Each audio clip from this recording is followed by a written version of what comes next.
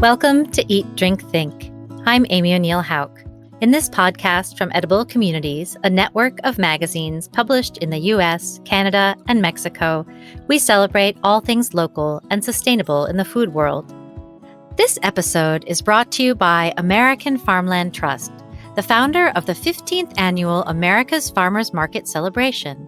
Each summer, AFMC brings together thousands of supporters nationwide to celebrate local food, agriculture, and community.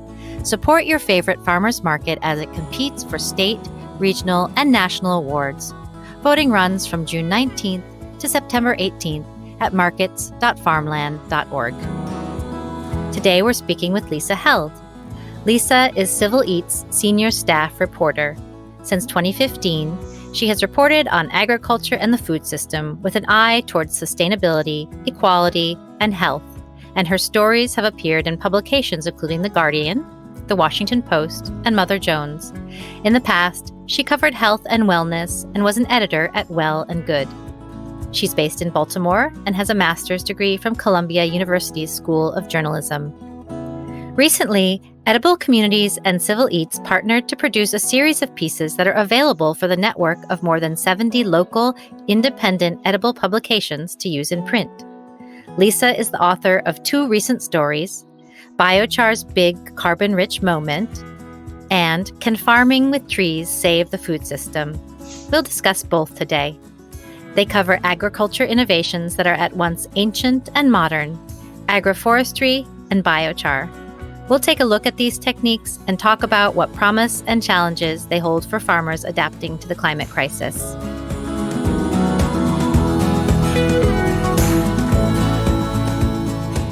Lisa, welcome to Eat, Drink, Think. Thank you, Amy. I'm so happy to be here. Great. Well, let's start with biochar. What is it, and what's its history in agriculture? Sure. So biochar is essentially a form of charcoal. It's pretty simple, like a lot of things we talk about in agriculture that sound kind of techy. It's usually a little bit more basic than we realize. So you basically start out with some kind of biomass, usually wood, branches, pieces of trees. It could be things like corn stalks or peanut shells, kind of the remnants of things that we've grown, and you burn it. And instead of just letting the wood, let's say, burn until it's completely gone and is a pile of ashes, you burn it in this controlled way where it's deprived of oxygen, and you end up with these little pieces of charcoal or biochar. And it's essentially a stable form of carbon that's left over. And that's why we're talking about it, right? Because we're in the middle of a climate crisis and we're looking for ways to take carbon out of the air and put it back into the soil. And so biochar can be created and then added back to soil where it can stay stable for hundreds, maybe thousands of years, depending on the conditions. We need more research on that. We can talk about that later. But yeah, and in terms of the history, so my reporting didn't get too far into the history, but when you talk to experts, generally they say the practice of adding charcoal to soil can be traced back about 2,500 years to the Amazon basin in Brazil. And indigenous civilizations there used it to create fertile soils. And there are other places in South America and West Africa where populations used it in similar ways. So it is a fairly ancient practice that is just now getting more and more attention in American agriculture. And just how is it different from, say, a charcoal briquette that you'd buy in the grocery store? Or is it? It's actually a hard question to answer. Like, I don't know on a molecular level exactly how those briquettes are created or how different it is. I would say, it's probably not a good idea to just start adding like charcoal briquettes to your garden. I think it is different and it's created in more specific ways. But essentially it's the same idea at its core. Mm-hmm, mm-hmm. Yeah, I guess that it's not just like what's left over in your fireplace or your barbecue pit. afterwards. So you wouldn't be just adding ash, for instance. It's different from that. So I'm just curious about, are people using it on really small scales? Is this something industrial, or are backyard gardeners doing it too?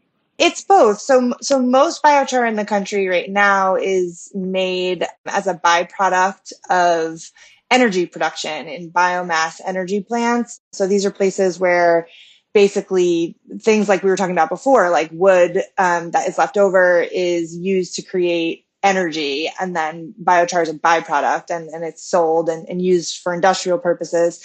But there are plenty of backyard gardeners who make it themselves. You can go on YouTube and just search biochar, and there's lots of videos of like homesteaders who have systems they've created with a series of barrels, and they show you how to do it. And so it is a little bit of both. I would say in terms of gardeners, there are some people who I talk to in my reporting who are very passionate about it. There's one gardener in Pennsylvania who has been making it for decades and uses it for a million different things and is very passionate about it. But I think those people are enthusiastic but rare. Like, I don't think the average gardener really has started using this yet, mainly because it is still kind of mysterious to most people, and there isn't a lot of information on exactly what to do with it and how it will affect your plants and your soil.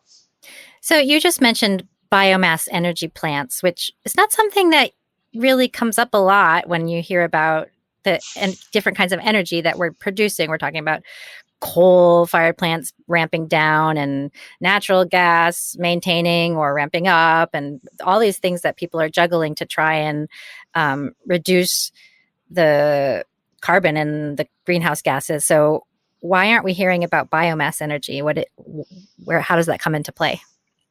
Yeah, it's a good question. I mean, I'm not an energy reporter, I'm an agriculture reporter, and I don't actually know that much about biomass energy as a topic. But in just looking into this, I would say it's a very small percentage of energy production in this country. And I think part of it is that it's expensive, and natural gas production, for example, is a lot cheaper and I think there was a moment where maybe biomass was going to be a bigger portion of our energy, and it seems like it was maybe displaced by lower cost fossil fuels like natural gas. So it's not a very significant proportion of our energy, and it doesn't. I mean, I cover climate in the context of the food system, so again, I'm not like tracking this closely, but it's not something you ever hear about as like we should be doing more of this. Like I really almost had never heard about it until I just was doing this reporting on biochar.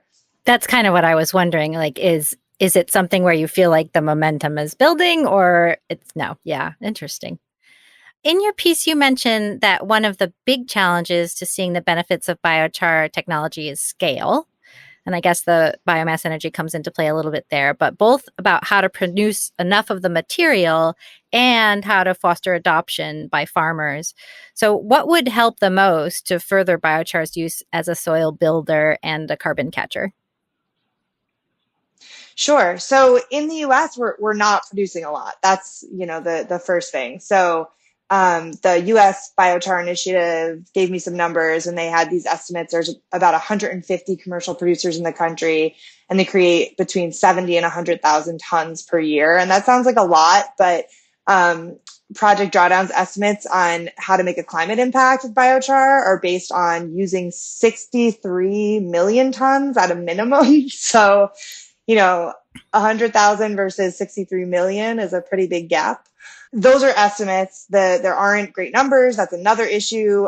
That same organization, the U.S. Biochar Initiative, they're working now on trying to do better at collecting data on where it's actually being created and how much is being created.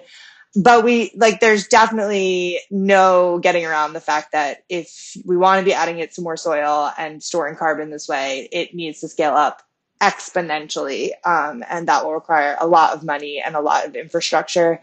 And then there's the issue of, if we had all of this, then like using it at scale, right? Like adding it to agricultural soils. And I think the big challenge there is on the research side. So I mentioned earlier, like a gardener might not know what to do with it. And I think at this point, most farmers don't know what to do with it either. And there is a growing body of research, but we need a lot more information on exactly how it impacts different kinds of soil in different places in the country, according to climate, according to what you're growing.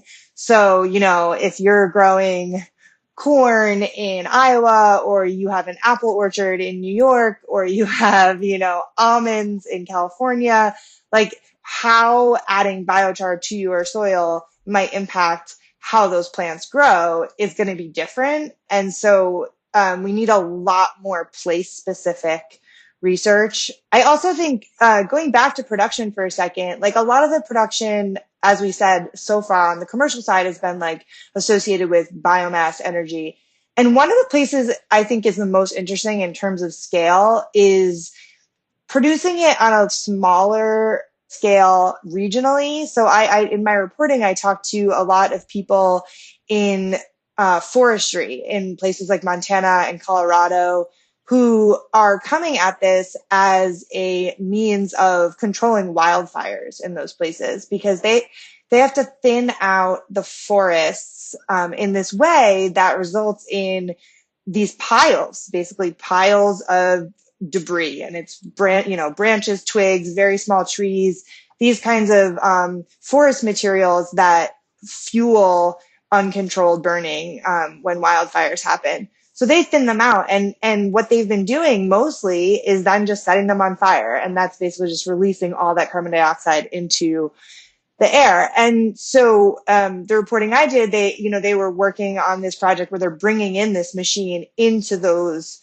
forests and doing, creating biochar on site. And then they're going to move that to local farms. And so it's like bigger scale than a backyard homesteader, but smaller scale than this big commercial plant. And I think that's kind of an interesting place where we might see a lot of growth, because there is like the material already exists and it needs to go somewhere. And so it seemed like there we might see a lot of growth in that realm specifically. And this was a national forest that you were talking about. And have you found, or did you find that any other forests or any other areas, regions are interested in doing something similar? Or are they pretty much piloting this test and then hopefully they'll spread the word? I talked to foresters in two states, Montana and Colorado, and I do think like the researcher in Colorado was part of the USDA Forest Agency. And so I do think there's a lot of conversations happening among people who do that kind of work around the country. And, even like the guy in Montana, that he had a person from Oregon who had the biochar machine come from there, who was using it there to bring it to him. And so it's definitely happening in different parts of the country. And I think like of all the sort of worlds where people are talking about biochar, like you hear about it a lot in agriculture, but in forestry, it seems like maybe even more of a kind of percolating conversation. So a regional approach to scale that's not huge, so that we're not transporting these giant amounts of material across country and creating more carbon dioxide in that way. And perhaps the local or regional organizations already have connections with one another where they can communicate and spread the word between forestry and farm. That would be interesting to see. You mentioned a few challenges in using biochar as a farmer. For instance, you said that the size of the piece can really affect how much carbon it might capture or how long that might last. And then also it captures nitrogen as well, which could potentially deplete the nitrogen in the soil. Are any of these downsides overshadowing the optimism about biochar? I don't think they're overshadowing it. I think it just points, like I said, to the need for more kind of targeted research so that we understand exactly how to use it. Because, yeah, the nitrogen thing is really interesting. One of the reasons people want to add it to soil is because nitrogen runoff from farm fields is a really big problem in a lot of farm states and leads to water pollution. And So biochar can help do this amazing thing, which is hold on to excess nitrogen and prevent water pollution. So that's good. But then it's like, well, if you add too much, is it going to steal nitrogen that the plants need? Not the excess, but the nitrogen that you're putting in your soil specifically to make your plants grow. But I don't think that's a downside. I think it's really just a matter of determining exactly what that number is, like how much, where, how to really understand how to use it. And most of the challenges are like that. It's like scale and research. And I can't really think of a downside that doesn't seem like it could be solved by just, a little bit more funding or research, really. Well, and again, that seems like an area where regionality could really come into play, because my soil in Alaska is not going to be anything like soil in Colorado. And so there's going to be differences in how it's applied. Can you talk a little bit about the capacity of biochar to store moisture in soil for areas that are experiencing drought? Yeah, there's very good research on its ability to help soils hang on to moisture. And it's all about the particles are just like filled with all these little nooks and crannies. And so the water just basically has a place to hang out, it seems like. And well, in my reporting, I think that was one of the strongest sort of benefits that has been identified so far, is that in the West, especially in places where farmers really need access to technologies that will hold water in their fields, this could be a potential tool that they could use. And it, like we said earlier, it sticks around for a long time. So maybe you add it and it provides that benefit for many years. Again, it's like, we need more research, because what happens then if you till the soil? Does that disrupt that benefit? Or so there's still a lot of questions, but I think the potential for it to help farmers who are struggling with water access is really big. Have we seen its application used more in situations like no-till farming, or, those kinds of practices that are sort of leaning towards, or leaning away, maybe more accurately, from what we call conventional farming? We haven't really seen its application anywhere Okay. at this point. So the funny thing about this is, it's like everybody's talking about biochar. It's got like all this, all this funding from the government is flowing towards research, and but there is very little. There's very little data at the farm level of like, this is how farmers are using it, and I can point to like, here is this place in the country where they're really seeing benefits. It's only really been done in like research plots. And so, yeah, I think like we're talking about this at a time when it's just really early and we don't have those answers yet. That's exciting. So, in your second piece on farming with trees, we have a few potentially unfamiliar ideas. So, can we start by defining agroforestry and its related systems like silvopasture, riparian buffer, and alley cropping? Sure.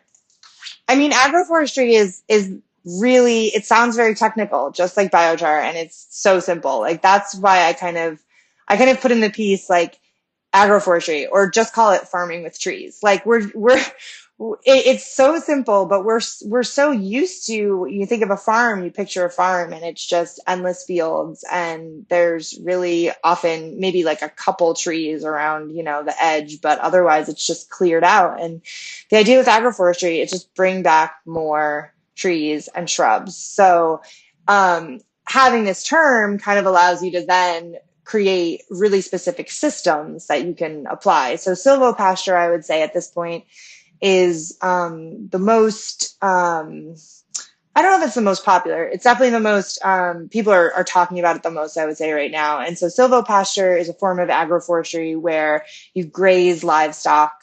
Instead of in a completely open pasture, you graze them among some combination of trees. Sometimes the trees are in rows, sometimes they're kind of more along the edges. Sometimes people create fences with the trees, which I've seen in person, and it's very cool. And then alley cropping is another big one, where this is where farmers plant trees in between rows of what we call row crops, like corn or soybeans. And then riparian buffers, they're actually very common, and they're kind of thrown into this bucket of agroforestry.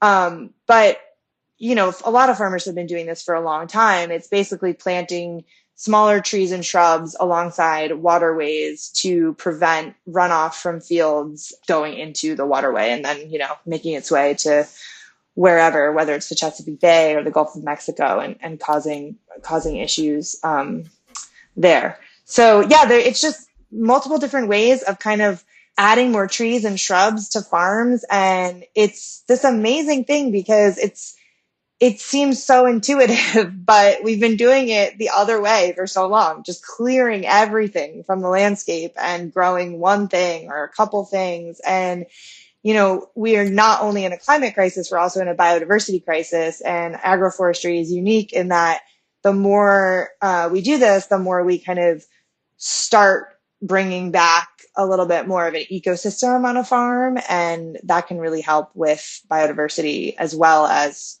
trees store a ton of carbon. That I was just made a note to ask you about pollinators. Is there data about agroforestry and pollinators and how they might be in synergy? Definitely. I mean, that's pollinator habitat is like one of the main reasons a lot of farmers are into planting like hedgerows, which is like, there's all these terms. It's like a hedgerow is basically a riparian buffer, but maybe not along water. It's just planting more shrubs on your farm. And yeah, it's anytime you bring back like the diversity of plants like that, you're going to just be creating habitat for pollinators, and that's a really big deal. I don't know like about specific research studies on that, but just like based on the way that we know agriculture and pollinator habitat works, it's going to definitely provide a benefit. And these techniques are pretty ancient, right? So why were they abandoned? Well, production. So so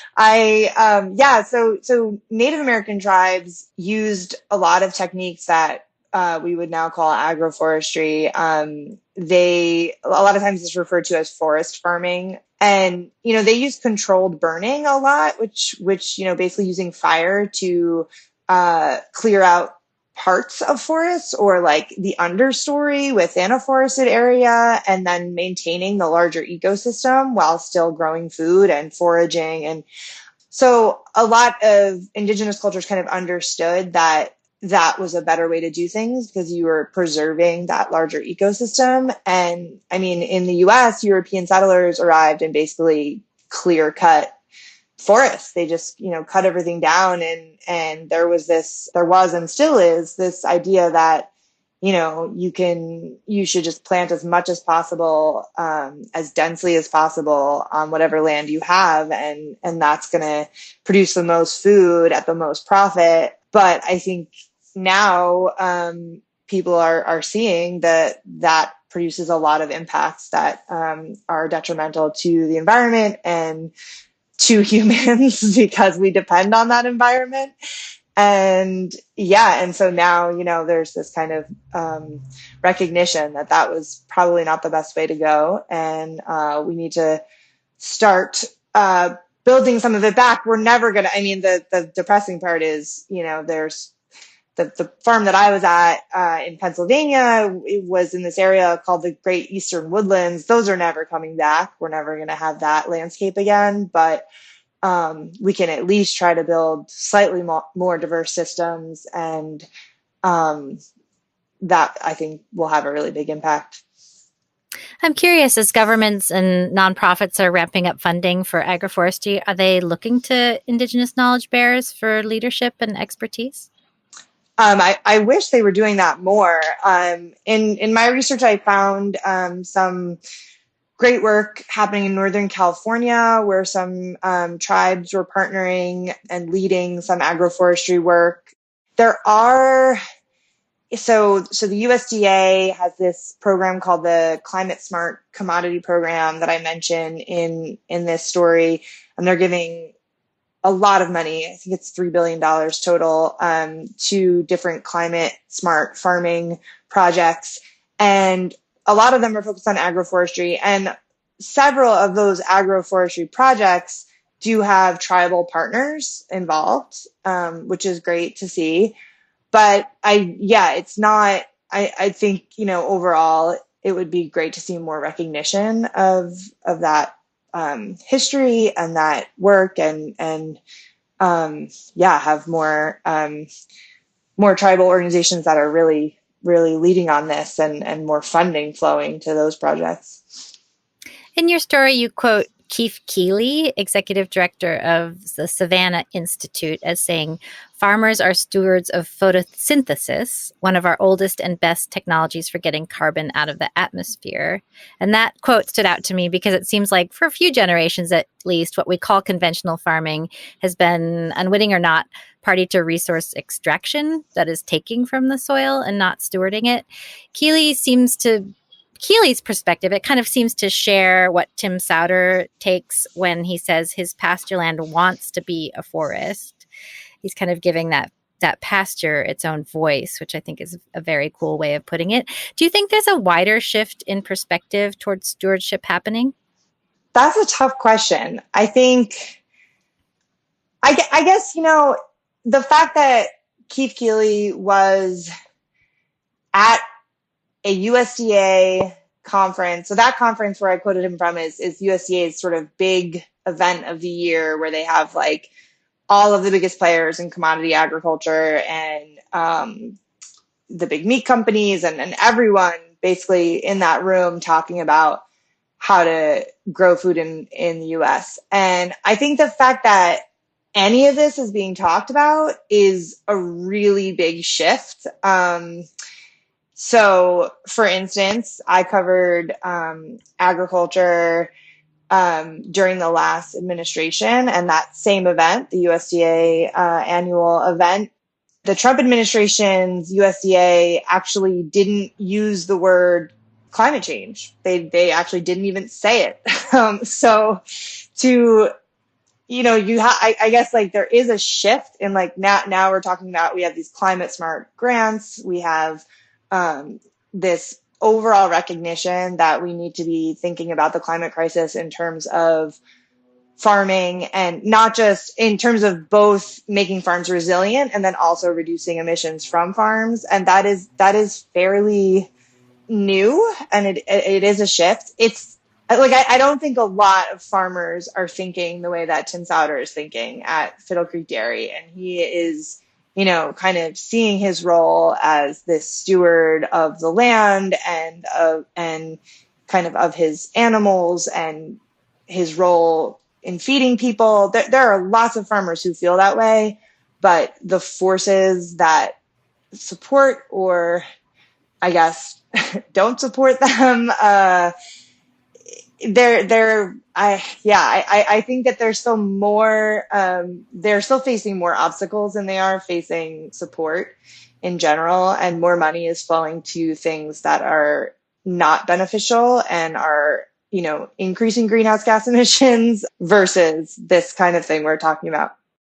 Lisa, I'm curious about the idea of regenerative farming and how these two things, biochar and agroforestry, are maybe fitting into it in the now or in the future. Is that something that you've come across at all in your reporting? Sure. Regenerative agriculture is definitely the biggest buzzword in farming right now. It has so many different meanings. It's hard to figure out how to talk about it. Some people talk about regenerative farming as, simply adding cover crops, or doing no-till on corn and soybean acres. And that has benefits compared to not doing those things, right? But then, there's also this thinking that regenerative farming should reduce or completely eliminate the use of pesticides, and really focus on biodiversity and sort of real ecosystem benefits, and a whole different approach to the way we've been farming.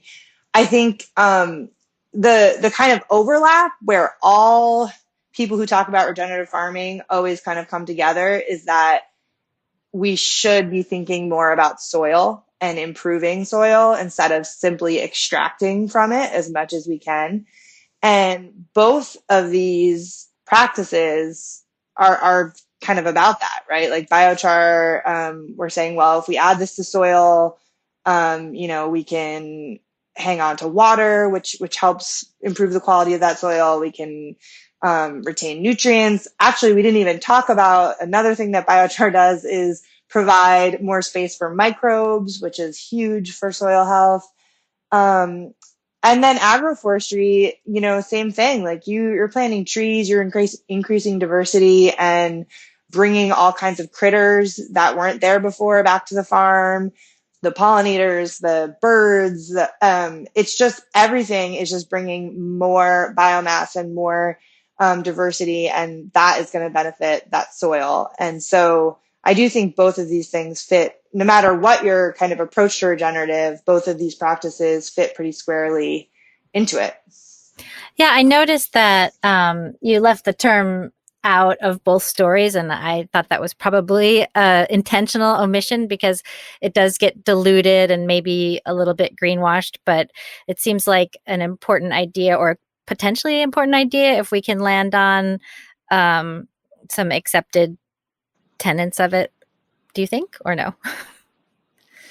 Yeah, I mean, I think like again, it's there's you can kind of see the good and then the potential for it to be diluted. So it's like we weren't talking about regenerative agriculture 10 years ago, and that's a great thing that this is a movement towards paying more attention to soil and being regenerative instead of extractive.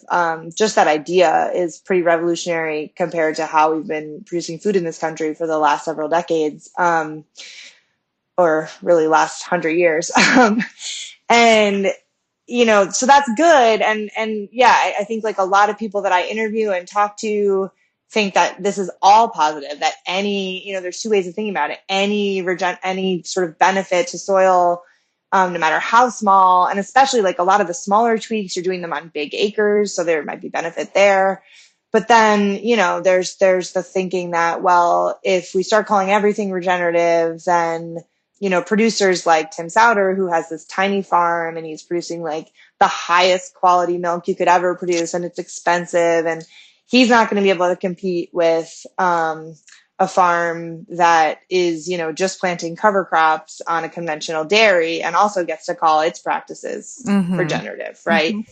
And so it's kind of a time where I think all of that is going to be debated a lot and worked out. And there's all kinds of certifications now that are there's a few that already exist, and now there's more that are coming. And so I don't know that it's going to get simpler, but I do think it's a positive thing that everyone not everyone, but a lot of people are talking about it. Mm-hmm. Okay, well, let's talk about microbes for a second, since you brought that up. I imagine that the benefits for mycelium and microbes are important for both biochar and agroforestry. What did you find?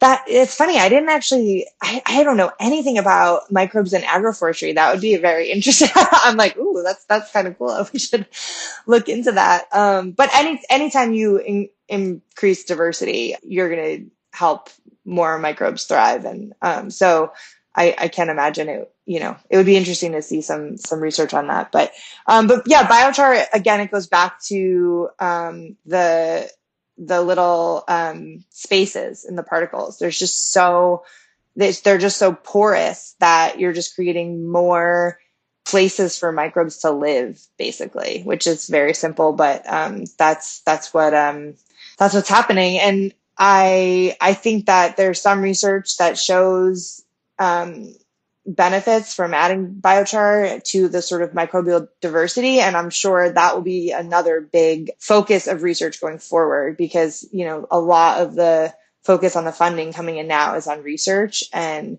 I think all of these things that we're talking about are just going to like suddenly have like new research on microbes, on water holding capacity, on nutrients. And yeah, it'll be really interesting to see that hopefully all come to fruition. Awesome. So if you're paying attention at all these days to agriculture and food, you've probably heard something about the Farm Bill. So how did these ideas of biochar and agroforestry fit into that evolving legislation? Sure. My favorite topic is the Farm Bill. I'm the only person who it's my favorite topic. So, Great. I'm so glad you're here. yeah, this is what I know a lot about. Yes, so the Farm Bill negotiations have kicked off. They've been a little stalled recently because of the debt ceiling negotiations, but they are moving, and there are a couple ways in which this conversation fits in to the Farm Bill. So the first big one is conservation programs. So conservation is one of like the three biggest chunks of Farm Bill funding. And when we say conservation programs, I'm talking about programs that basically pay farmers to do things on their farm that improve environmental outcomes. So the two biggest are called EQIP and CSP, the Conservation Stewardship Program. And depending on the program, depending on the farm, you could apply for an EQIP grant for something as simple as like building a fence in order to graze your cattle. There's a wide range. It could be for waste storage. It could be for cover crops. I've mentioned cover crops. And so, but that's a lot of funding, and a lot of farmers use those programs. They're always oversubscribed, meaning more farmers want to participate than are able to get funding. And both of these things, so actually the USDA just proposed adding biochar as like an approved practice. I think it was in 2020. It was fairly recent. So in some states, it is now possible for you to, as a farmer, apply to use biochar as a soil amendment and get funding for that. And same thing with agroforestry. There are a bunch of practices that are approved. It kind of depends on the state. But in a lot of states, you could apply to plant trees in an alley cropping system, or put in. A lot of farmers use EQIP for riparian buffers, for example. And so during the Farm Bill negotiations right now, there's a lot of talk about two things. One, increasing funding in conservation programs in general. There's also this big pot of money from the Inflation Reduction Act that is supposed to be used for conservation programs specifically related to climate. And so there's a lot of conversation around how is this money going to be used? How much money should we be putting into conservation programs? And at the end of the day, if more money gets put into those programs and more of that money goes to climate smart practices specifically, then that would potentially mean more money to farmers who want to use biochar and or put in agroforestry systems. So that's the biggest way. And then there's also just like little things. So for instance, the Biochar Research Network Act, which I talk about in my story, is what we call a marker bill. So basically it gets introduced during this process, and what they're hoping is that it'll get kind of tucked into the larger Farm Bill. And that would establish 20 research sites around the country to study biochar's use on farms and all these things we've been talking about, kind of study it in different sites with different soils and really kind of get answers to some of these questions. So those, and I don't think there's any specific marker bills on agroforestry. But again, I think if you look at the list of like climate smart practices in conservation programs, there's just so many that fall under that umbrella that I do think it would add to farmers' ability to implement these systems if there was more money available. And does it seem like these bills or additions are going to end up in the final product? It is too soon to tell, unfortunately. What is the timeline? Anyway, this happens every 5 years, right? It happens every 5 years. Technically, it's supposed to be the September is when it should be done by. It's not going to be done by September. The leadership is still saying that they expect to see a bill by the end of the year. So we think that maybe by the end of the year. It's like I said, it's like then these other things kind of come up and put a month ago, I was like, oh yeah, things are moving. They're holding hearings. And then this debt ceiling thing comes up and they just get, Washington gets consumed by something else. So it's hard to know. On the conservation program stuff, it's interesting because conservation programs in general are pretty popular from on a bipartisan basis because, you're giving money to farmers. They're, doing great work. They're generally pretty supported by both parties, but this extra funding for climate smart work has been controversial, and some of the Republican leadership in the House, G.T. Thompson, who is the head of the House Agriculture Committee, for instance, has indicated that they might want to move that money and not have it be specifically for climate because they think that that the aims of conservation programs are larger and that it should be for any environmental outcome, not just climate. So right now it's hard to know exactly what will happen, especially because you can kind of say, here's what the Democrats are saying and here's what the House is saying, and the Republicans are saying. The Republicans control the Ag Committee in the House, and the Democrats control it in the Senate. So hard to know exactly how it'll shake out at this point. Fascinating. Lisa, I'm curious, since you've brought us two really interesting stories, what are you thinking about and working on now? So many things. I'm always thinking about climate and agriculture and how the food system needs to change in this era we're living through, and how it will change, how it will be changed, and how we're going to continue to grow food and feed people, given this crisis that we're in. And I think, I don't love the nitty gritty of policy stuff, but I cover it a lot because it's important, and it's, it's where things happen, and a lot of money gets given out, and that determines a lot of things.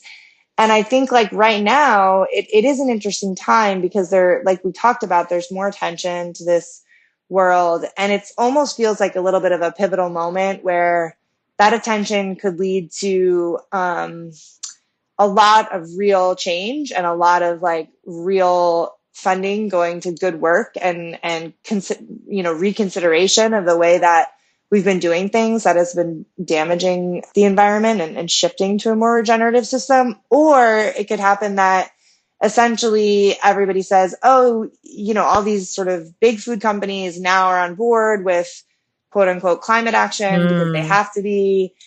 And it could just end up being a moment where they say they're going to do things and they don't, and everybody forgets about it, and we, don't, and we let it get away. And so I think what my focus has been on is just really paying attention to commitments companies are making and where this government money is going, and just really staying on top of is this funding and all this talk, is it really having an impact on the ground, and what does that look like? And so far it's been kind of early to know, but going forward we're going to be really following that. For instance, with the climate smart commodities grants, that's billions and millions of dollars that are just the contracts were just signed within the last few months. And so in the coming months and probably years, I'm going to be trying to pay attention to okay, well, all this money went to this grant, and Tyson was involved, and this person was involved, and what happened? Did did we figure out a way to reduce greenhouse gas emissions from meat production or not? And who paid for it? And so that's, I think, one of my focuses going forward. Awesome. Well, I hope you'll update us at some point with what's happening with biochar and agroforestry as well. Lisa, thank you so much for joining us. Thanks for having me.